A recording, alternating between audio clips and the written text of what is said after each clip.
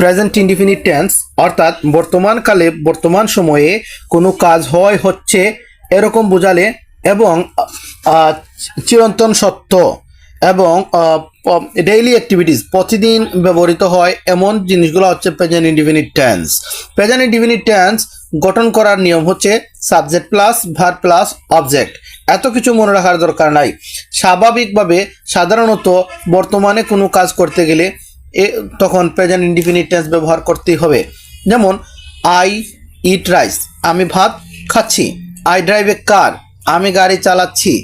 I যে কোনো একটা সাবজেক্টের পরে, সাবজেক্ট হচ্ছে আই, আমি, উই, আমরা, ইউ তুমি, ইউ তোমরা, সি সে, ইট ইহা, দে তারা।